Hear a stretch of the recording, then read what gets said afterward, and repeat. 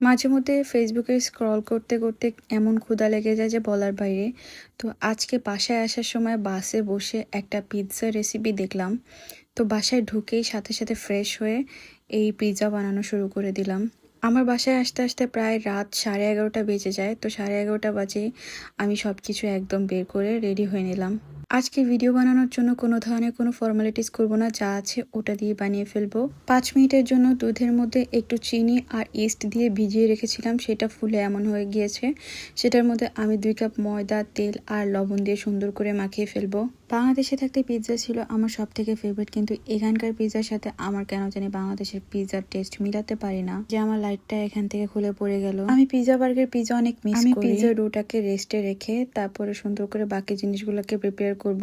আমার উইকেন্ডের কাজ হলো বিভিন্ন জিনিস প্রিপেয়ার করে ডিপে করে রাখা। ফ্রোজেন করে রাখার কারণে আজকে আমি তাড়াতাড়ি সবকিছু করতে পারছি। ক্যাপসিকামটা জানি দেখতে কেমন হয়েছে, তারপরও এটাকে আমি সুন্দর করে কেটে নেব।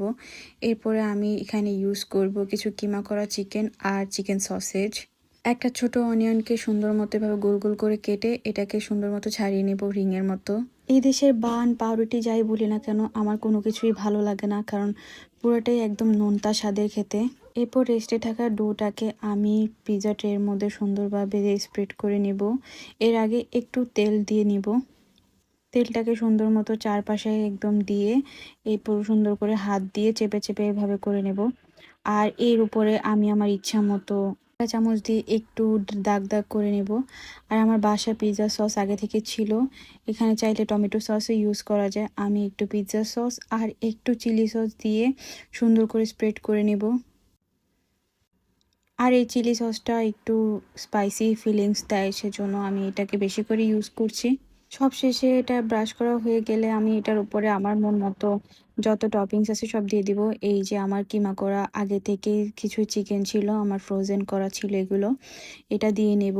এরপর এটার উপরে আমি সুন্দর মতো সব কিছু একসাথে সাজিয়ে নেব। এর মাঝে আমি আমার ওভেনটাকে 10 মিনিটের জন্য প্রিহিট করে নেই। এরপর আমার মন মতো মোজারেলা চিজ দিয়ে চিলি সসটাকে সুন্দর মতো দিয়ে দিই, যাতে উপর থেকে খেতে একটু স্পাইসি লাগে। এরপর আমার এই ওভেনটার ভেতরে আমি প্রায় 15 মিনিটের জন্য বেক করতে দিই 180 ডিগ্রিতে। এটা যদি আস্তে আস্তে আমি বেক করি তাইলে উপর নিচটা সুন্দর মতো একদম একটা সুন্দর কালার আসবে। এই যে আমার ফাইনাল লুক। এখন আমি এই পিৎজাটাকে নিয়ে যাব। আমি বলেছিলাম 30 মিনিটের মধ্যে বানাবো, ও আমাকে রেটিং দিবে। রেটিং দিব না, নাকি খেয়ে দেখি? লুকস বলো। Looking is nice. রেটিং দেওয়া যায় হচ্ছে 9.5 দিব যাও। 0.5 কি কাটা? অল্প সময়ের মধ্যে বানানোর পরেও টেস্টটা অনেক বেশি ভালো হয়েছিল, আর নিজের ইচ্ছা মতো টপিংস ইউজ করতে পেরেছি। এই তো আজকে এই পর্যন্তই। আল্লাহ হাফেজ।